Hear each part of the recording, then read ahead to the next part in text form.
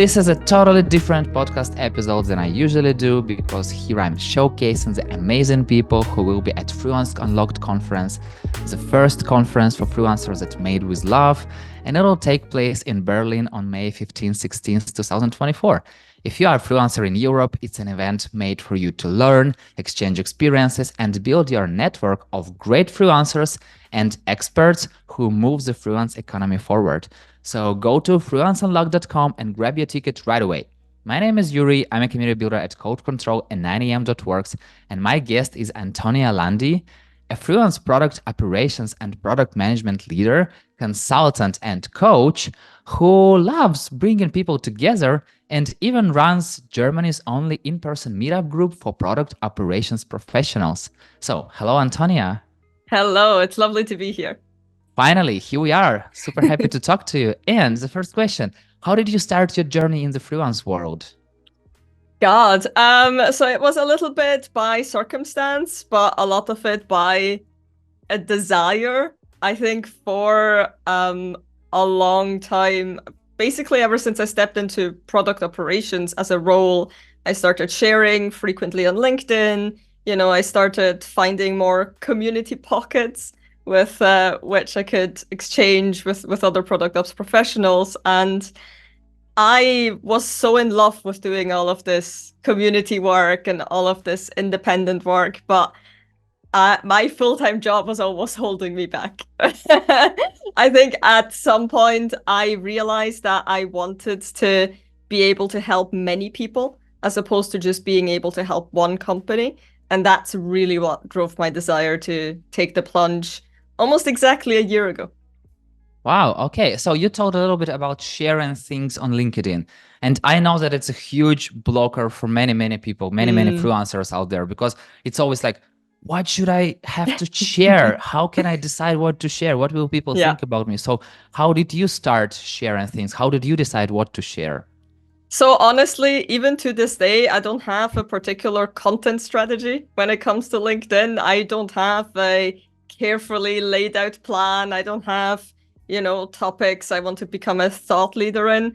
I just talk about things that solicit an emotion in me, whether that's really good, whether that's really bad.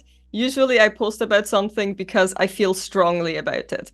And I think that's also when it's easiest, because even myself, like I said, I don't have a very carefully laid out content strategy. So I don't tell myself, you have to post 3 times a week or you have to post every single day. And sometimes there's nothing to talk about, and that's fine. But I think with LinkedIn, honestly, my best advice is to just go for it and not overthink it, right? I think a lot of people get into the mindset of, this is something that's going to be there forever. It needs to have perfect grammar, perfect spelling, a perfect structure, a CTA. And really the biggest blocker is just starting. I can imagine a little unpaid advertisement. Go to grammarly.com and use Grammarly. It helps. I'm just using it always, forever. And yeah, no worries about grammar and anything like that. But the fun thing is that you told that you have no strategy. Still, have you ever thought about creating a strategy? For my content, I mean, of course, right? And I think this actually perfectly ties into what I'll be talking about at the conference, right? This was a big piece of advice that I kept hearing over and over and over again, right? LinkedIn, like that's your marketing funnel, right? You need to position yourself in a way that the right people will find you, the people with money in the pocket will find you, etc., etc., etc. And to me, that very much felt like taking something I loved and I enjoyed and making it something I no longer loved and enjoyed. So I have probably become a little bit more deliberate, right? Because sure, it is where most of my network lives. So if I have a new offering or if I want to trial a new service or product, that's probably where I'll go. But to me, it was very important to actually stay true to myself. And if that means that maybe I'll achieve things a little more slowly, or maybe I will do things in a way that is a little bit more convoluted, but I have fun doing so, then I would much rather go that route. Yeah, fun is a crucial part. And I feel like you also had fun while talking to people and while building your community of product operations experts. And you told a little bit that you were sharing your experience, then you were Mm. talking to friends. And at what point, why and how did you decide to build a community? So honestly, this is a recurring theme in my life. I do things because I want them to exist and nobody else has made them exist yet. And I was exactly the same with this community. Like I just wanted to speak to more product ops people. I wanted to share my experience. I wanted to learn more about their experience, what product ops looks like at my company, at other companies. Um, and that space, that in-person space, specifically here in Berlin, just did not exist. So it started as a dinner with like 5 other people. Like that was kind of really the inception of this community. And over time, it grew into something more proper, if that's what you want to call it. Yeah. And now it's a really thriving space where people, even outside of product ops, come and see what we're all about and they can learn from each other too. How many people become freelancers after you? Actually, it's a little bit of a trend in product operations, I must admit. I think I was one of the first ones. But it's, again, some of it through circumstance, right? Some people are being laid off and are now thinking more seriously about doing consulting or freelancing on a full-time basis. But I think having role models definitely has pushed some people to try where they maybe previously wouldn't have. And talking a little bit about the freelance economy itself, what is your take on it and how do you think it will develop in the near future? Yeah, it's very interesting. So I, at the beginning of this year, started coaching some people for free who had been job seeking for over a year. Hmm. Just because I had some time on my hands, I felt like, I could pay maybe some wisdom forward. But it's very interesting to see these people actually develop down that route, even though they might have not necessarily wanted to, right? Even though maybe their ultimate goal was to find a full-time job, but Yeah. actually they're starting to realize that they have so many marketable skills. And to a certain extent, some organizations are not in the position to pay somebody full-time or for an entire year. So being able to get these people in with that kind of experience and expertise, but on a smaller scale, has actually been really positive for both sides.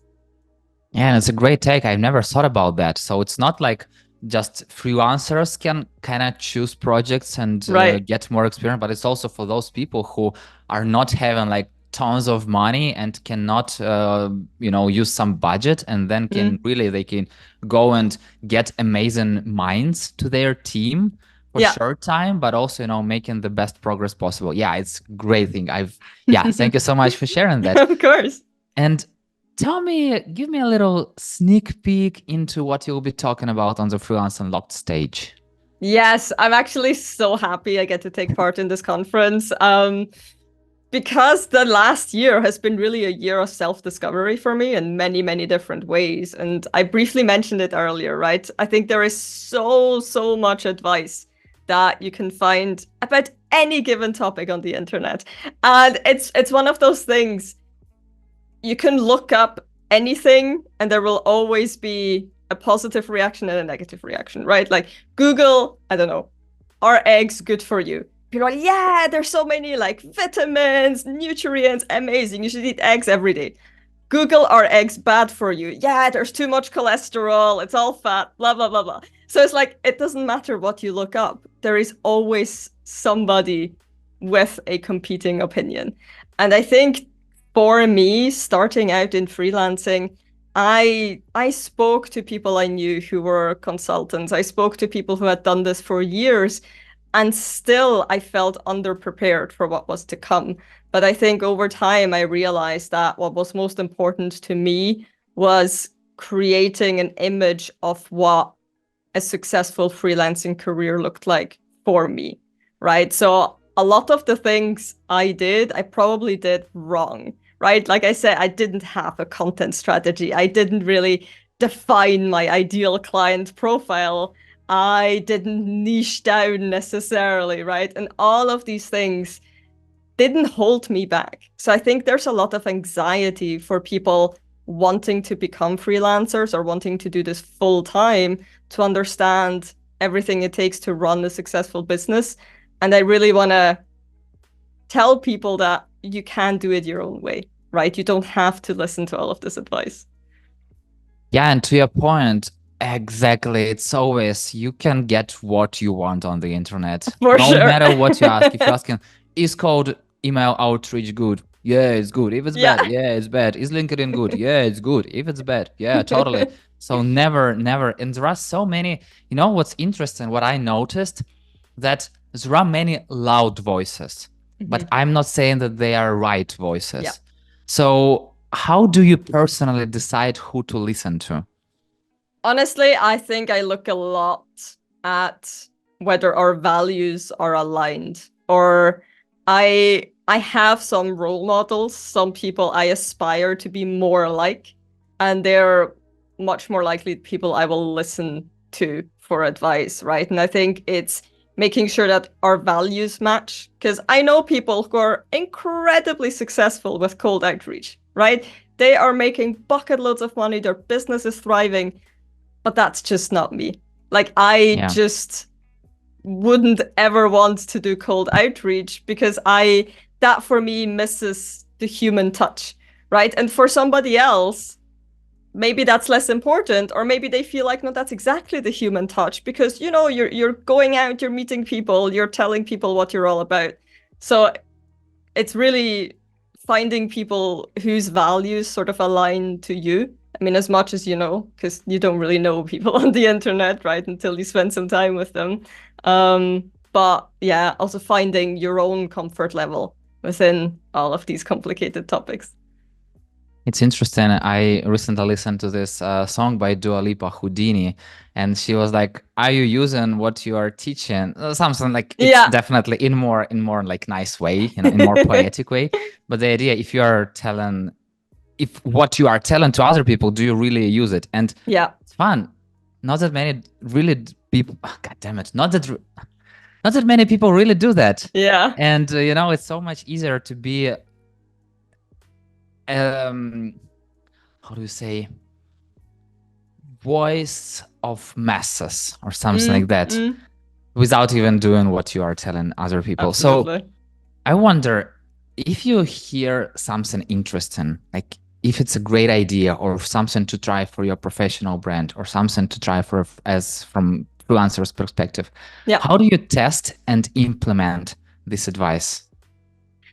Honestly, like, experimentation is, I believe, going to be really big for me this year. And again, it's actually very similar to LinkedIn, right? I think people just need to do it.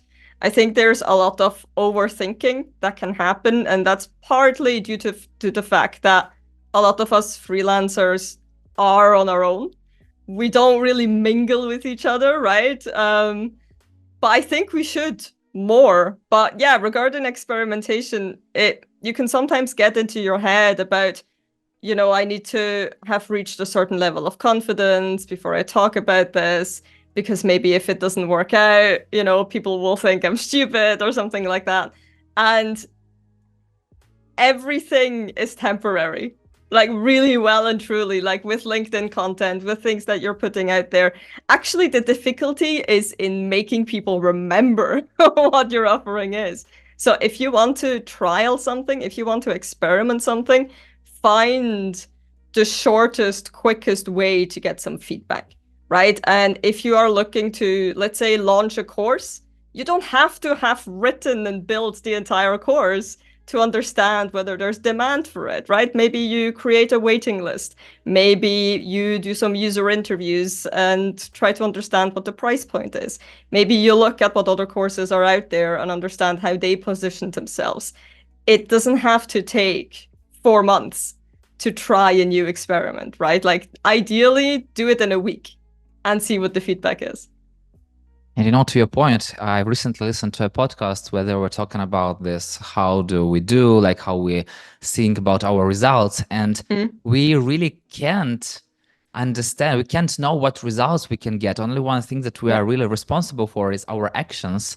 Yeah. So we can do something and then see if it happens. But if we are not doing anything, like they're already not hiring you, like Exactly. if you are not going to a client, they're not hiring you already. So why wait? Exactly. And yeah, it's so interesting. So from your perspective, like you'll give your talk on Freelance Unlocked, and people will get a lot of great stuff to think about and to implement. But before that, let's give them a little bit something to work on. What is one thing, not every, but the freelancer who wants to thrive must do right away to find their own path in this multiverse of other specialists? I think there's two things, especially for people starting out. I think managing your expectations of what's possible, especially in the first year, it is a big, big transition going from full-time work, especially if that's the only thing you've ever done, to working on your own. You are creating a business, you are launching a business, right? And that takes a lot of grit, it takes a lot of resilience, it takes a lot of patience. And a lot of the time, it's not maybe as sexy as people make it out to be. But I think also really understanding what success looks like for you. And I don't mean monetarily, even though that's an important part, right? You need to be able to pay the bills, but also understanding what kind of life you want to create for yourself, right? How many hours do you want to work? What kind of engagements do you want to deal with? Do you want to become the kind of freelancer that is a thought leader? Or do you want to be the kind of freelancer that is a reliable pair of hands on deck and that's your niche, right? What do you want to be known for? I think understanding those parameters will set you up for success more than listening to random advice. It's so interesting. I see that many experts, they start sharing their knowledge and then they transition into thought leaders. Yeah, So it's not like, they did nothing and they just read some books and then rephrased and for now sure. they teach people, but it's so really interesting. I'm curious how it works. So at what moment you understood that I'm not just only an expert, but I can also kind of guide people? Mm. Um, I think it just happened. Honestly, like I started sharing about product operations because it's genuinely what I love. Like I love talking about it. I think it's a super, super interesting topic to understand how product and tech companies get work done. I find that super, super compelling. And over time, people started listening. Like it was really as simple as that. I don't have a sort of magic process or anything like that. I started sharing, people started listening.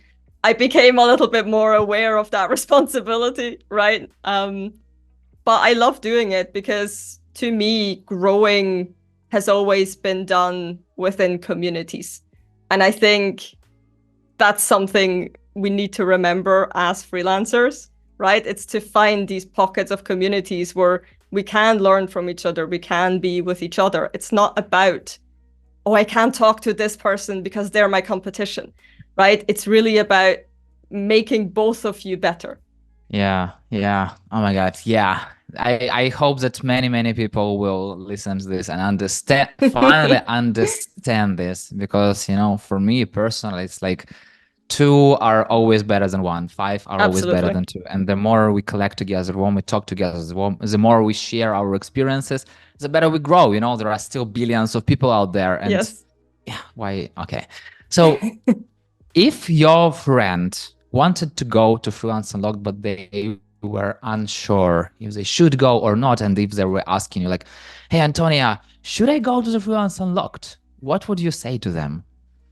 I might be a little bit biased, but I would say absolutely, right? Like this is honestly the only space I've seen where so many freelancers get together to learn and to exchange. And I think this is so, so valuable. Like I honestly can't wait to meet many more freelancers because we are kind of a rare breed, right? Like I go to a lot of product meetups, but I'm still one of the very few product ops people there and one of the very few freelancers there. And being able to, just rant to someone else about some other bureaucratic process, even that can be cathartic. Having people that know what you're going through and can maybe help you overcome your current hurdles is so, so valuable. Yeah, and before the conference itself, what is the best way to connect with you? So as we mentioned, I'm quite active on LinkedIn. I am very active in the Berlin product space. So if you do go to product meetups, I'm probably going to be there. But I'm always super happy to exchange with people, have a coffee, virtual or in person. So I love when people reach out to me. Got it. Antonia, thank you so much for sharing your amazing wisdom even before the conference. And I can't wait to learn even more from you on Freelance Unlocked and hope to see you very soon in person. Absolutely. I can't wait. And for those who listen to this episode, I hope you follow Antonia's advice, implement it, and say thank you to her in person at the Freelance Unlocked conference on May 15-16 in Berlin. Go to thefreelanceunlocked.com, grab your ticket, and meet you there.